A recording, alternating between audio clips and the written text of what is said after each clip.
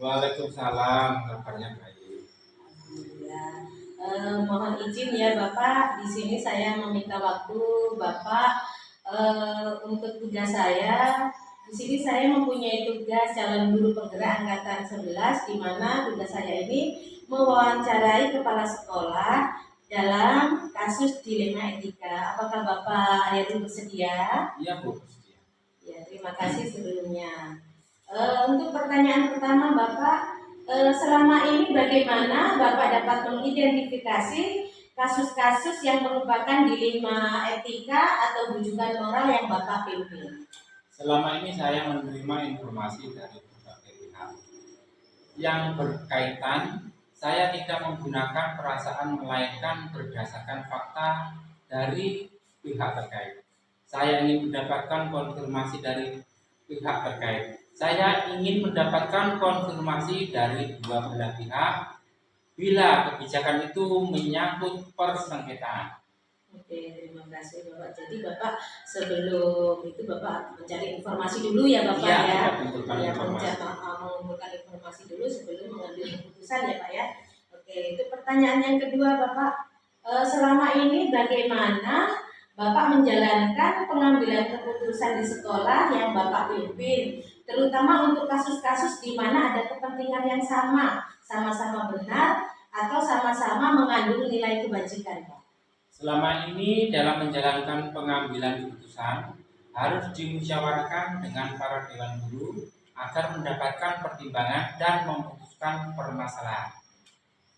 Oke, jadi intinya Bapak harus memusyawarahkan dulu ya Pak ya, sebelum mengambil keputusan Bapak bermusyawarah dulu dengan dewan guru ya Pak ya. Oke ya, terima kasih. Untuk pertanyaan yang keempat Bapak,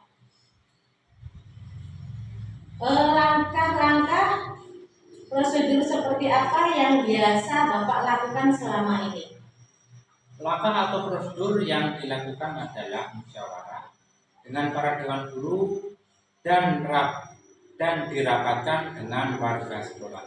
Jadi Bapak itu ya apa merapatkan dulu dengan dewan guru dan warga sekolah ya Pak ya. Oke. Untuk selanjutnya Bapak, hal apa yang selama ini Bapak anggap efektif dalam pengambilan keputusan pada kasus-kasus dilema etika?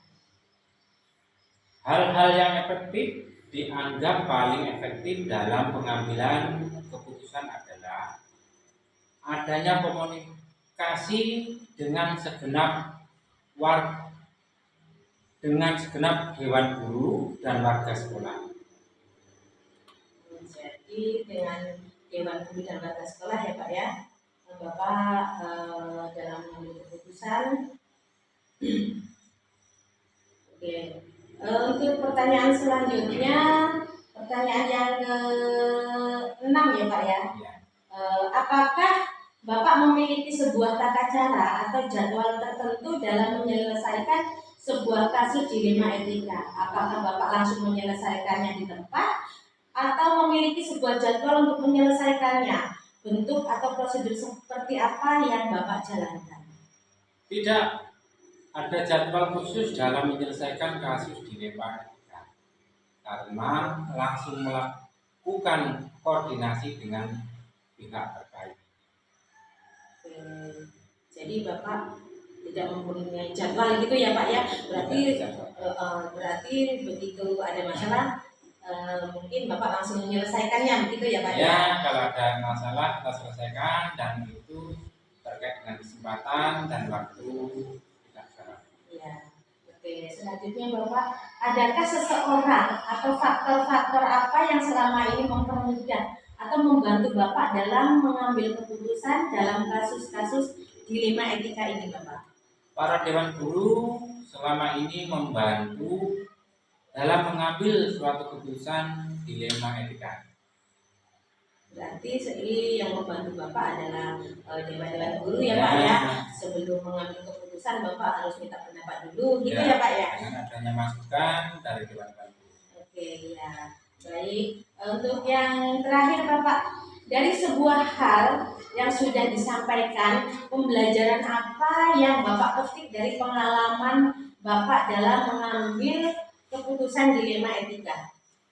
Pembelajaran yang saya dapat, saya petik adalah perlu memperhatikan budaya lingkungan sekolah untuk mengambil keputusan.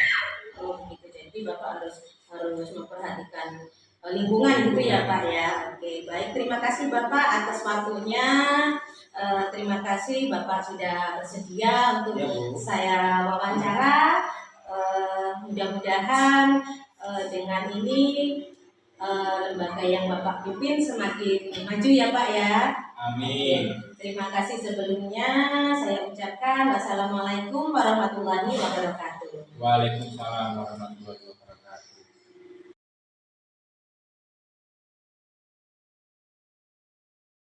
Assalamualaikum Ibu Endang Rianti, apa kabar? Waalaikumsalam Bu, alhamdulillah sehat. Alhamdulillah. Mohon maaf Ibu, saya meminta izin buat Ibu untuk saya mewawancarai Ibu guna tugas saya sebagai calon guru penggerak angkatan 11. Di sini saya akan mewawancarai Ibu dalam dilema ITK ya Bu. Apakah Ibu bersedia? Baik, ya saya bersedia. Ya, di sini saya akan memberikan beberapa pertanyaan buat Ibu. Untuk pertanyaan yang pertama, selama ini bagaimana Ibu dapat mengidentifikasi kasus-kasus yang merupakan dilema ITK atau rujukan moral yang Ibu pimpin di sekolah? Di setiap sekolah atau lembaga itu semua pasti mengalami dilema-dilema yang terjadi di sekolah masing-masing, tergantung itu dilemanya berat atau ringan, tergantung juga antara dilema dengan anak-anak atau dengan guru seperti itu. Dan tugas saya sebagai kepala sekolah adalah saya harus mengidentifikasi dan mencari solusi.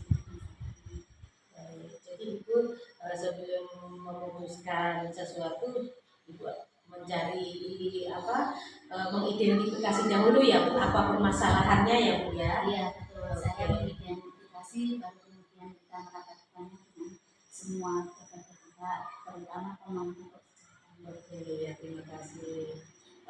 Untuk pertanyaan yang kedua Ibu, selama ini bagaimana Ibu menjalankan pengambilan keputusan di sekolah yang Ibu pimpin, terutama untuk kasus-kasus di mana ada kepentingan yang sama-sama benar dan sama-sama mengandung nilai kebajikan Ibu? Di sini saya sebagai kepala sekolah biasanya saya mengajak semua, terutama dewan guru, jika terjadi masalah kita dengan bermusyawarah untuk mencapai kesepakatan, karena memutuskan permasalahan antara benar dan benar itu sangat sulit dan harus istilahnya kita benar-benar jeli dalam mengambil keputusan. Jadi kita musyawarahkan secara bersama. Andai belum bisa diputuskan ya kita cari waktu ataupun kita cari permasalahannya terlebih dahulu supaya pengambilan keputusan itu tidak merugikan salah satu pihak. Oh iya betul. Iya. Jadi Ibu sebelum mengambil keputusan, Ibu memusyawarahkan dulu ya Bu ya, apa yang mau diputuskan itu ya Bu ya. Iya. Oke.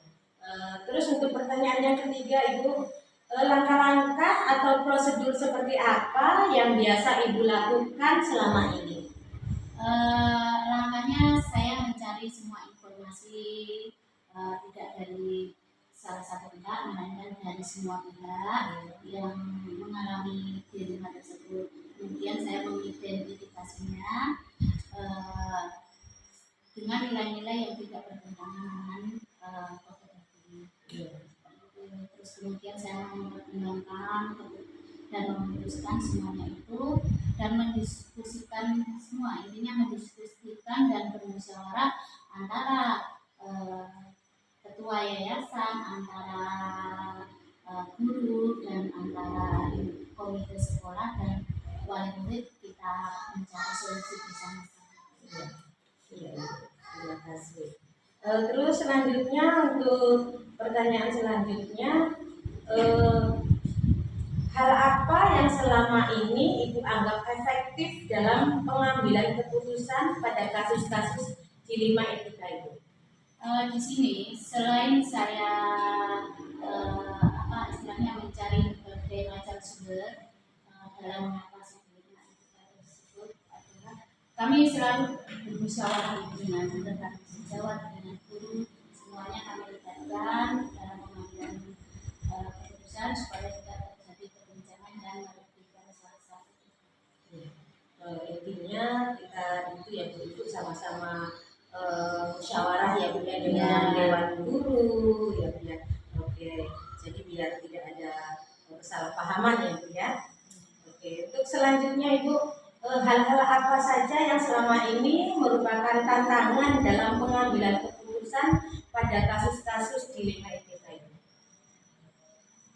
Tantangannya adalah ketika kita tidak ada kesepahaman atau istilahnya ada konflik dengan teman sejawat ataupun dengan wali murid yang kira-kira melibatkan perbedaan pendapat. Nah itu saya sebagai kepala sekolah saya berusaha sebaik mungkin untuk mencari solusi bersama-sama dalam menyelesaikan masalah di dalam, apalagi terutama antara guru dengan kepala sekolah dengan saya ini ya. Nah jadi saya harus banyak introspeksi diri, terus saya juga harus banyak memberikan pelayanan kepada dewan guru ataupun dengan murid dan wali murid karena kita ini cuma sebagai pelayan pendidikan. Selanjutnya ya Ibu, apakah Ibu memiliki sebuah tata cara atau jadwal tertentu dalam menyelesaikan sebuah kasus dilema etika ataupun bentuk prosedur seperti apa yang Ibu jalankan? Saya sebenarnya tidak mempunyai jadwal tertentu, akan tetapi jika ada suatu masalah saya berusaha menyelesaikan masalah tersebut secepatnya supaya permasalahan ini tidak berlanjut. Untuk yang selanjutnya Ibu, adakah seseorang atau faktor-faktor apa yang selama ini mempermudah atau membantu Ibu dalam pengambilan keputusan atau kasus-kasus dilema etika? Faktor yang membantu saya ya terutama rekan-rekan guru jika terjadi konflik antara saya dengan wali murid atau dengan murid, permasalahan yang dihadapi saya saya dibantu oleh guru. Kalau saya ada permasalahan dengan guru, saya dibantu oleh rekan sejawat. Jadi intinya saling membantu ya Ibu ya. Untuk pertanyaan yang terakhir Ibu, dari semua hal yang sudah disampaikan, pembelajaran apa yang Ibu petik dari pengalaman Ibu dalam mengambil keputusan dilema etika? Yang pelajaran yang saya petik untuk pengambilan keputusan adalah berkomunikasi, kejujuran, dan tentunya kita bekerja sama dengan berbagai macam pihak supaya kita dapat mengambil keputusan yang benar dan tidak merugikan salah satu pihak.